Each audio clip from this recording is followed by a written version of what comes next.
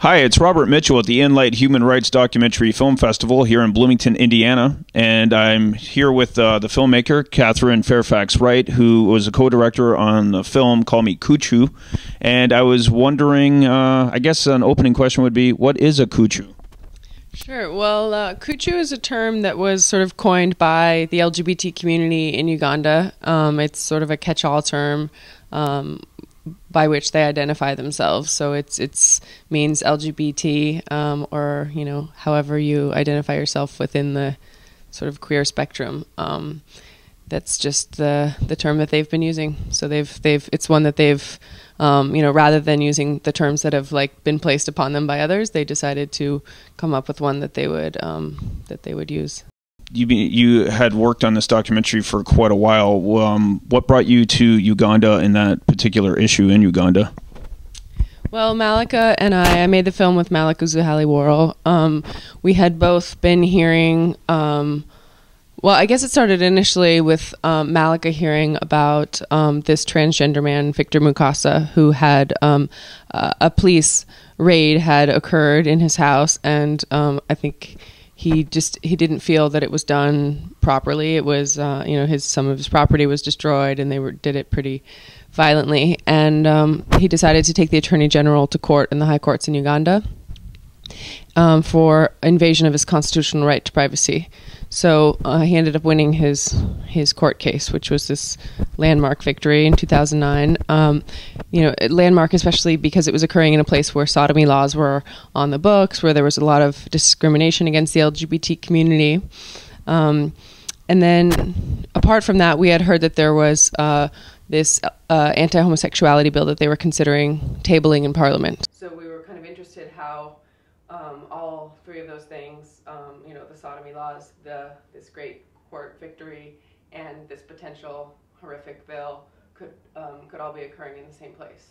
So it seemed like there was a lot of contrasting dynamics at play, and an LGBT community that was becoming increasingly organized, and that's what we were interested in documenting, more so than just the plight of an LGBT community.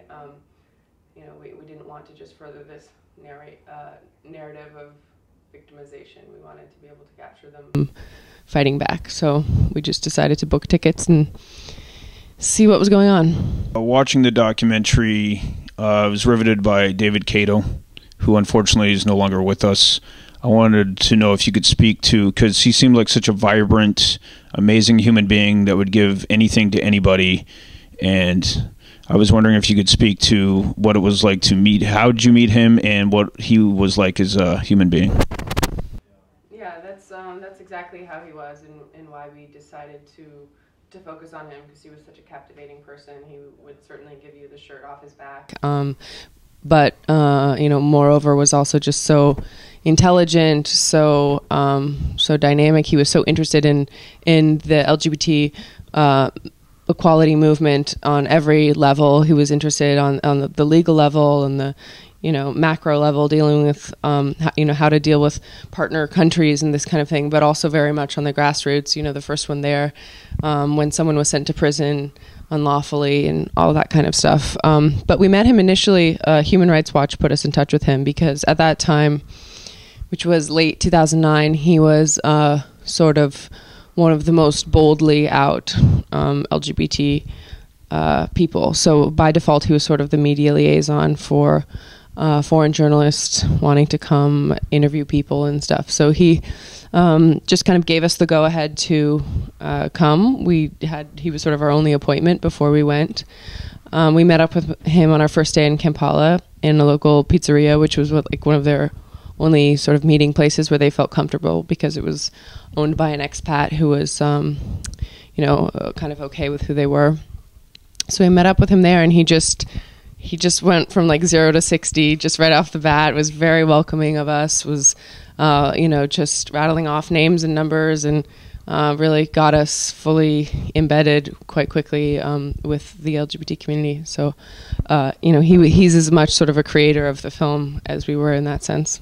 I was wondering what the current situation in Uganda is in regards to these bills, because I read that they introduced another one and it didn't make it anywhere, and I'm sure that that fear is always going to be there for a while. And I was wondering, have you stayed in contact with the people you've met, and how are they doing? We do keep in contact with everyone. A couple of people have left the country. Naomi is now living in Sweden. Long Jones is actually here in the U.S. He's living in Boston. Stosh is also in the U.S. But there has been to some extent, a sort of changing of the guards in terms of who makes up the infrastructure of the LGBT movement. But Kasha is still there. Frank Mugisha has become one of the, biggest activists. He's very, very active all over the world, and also very much still in Kampala. And in terms of the bill, so you see it sort of shot down at the end of our film, which was great. And then Bahati, the creator of the bill, vows to bring it back, which in fact he does. He retables it. And then it was actually passed, so it did become law. But then, of course, the LGBT community fought back against it and brought it to the Constitutional Court. And then the court actually struck it down, which was fantastic, except they didn't strike it down because the law itself was unconstitutional. They didn't really get to that point in it because they deemed that it hadn't been given proper quorum. So it was sort of like it was struck down because of the way it was passed into law, essentially.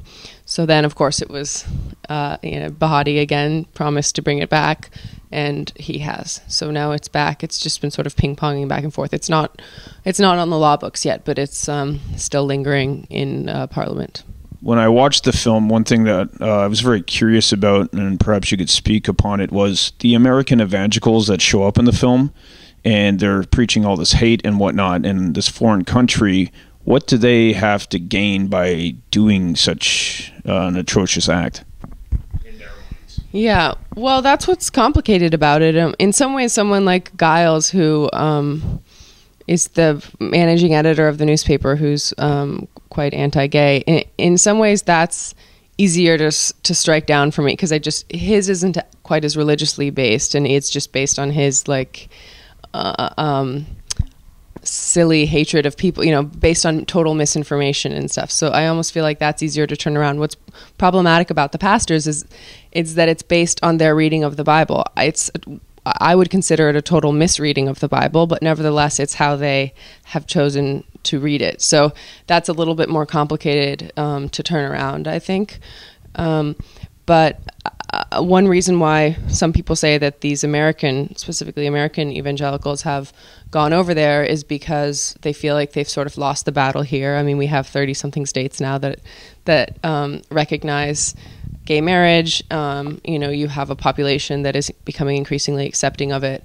And so they've sort of gone abroad to nip it in the bud there before it gets out of hand the way it has here. And then I think there's various reasons why, Uganda specifically, perhaps because it's an English-speaking country. It's one that has a fairly well-functioning infrastructure, so you can kind of disseminate your message a bit more easily than you might in a place like Congo or something. You have the family, which is that secretive, weird Senate group, group comprised of politicians and other similar people. David Bahati, the author of the bill, being one of them. So, and then also a lot of American influencers, and so you have some I think action going on along that line. So I think there's various reasons why, but the unfortunate outcome is that it has spread this vitriol against the LGBT community really throughout the populace.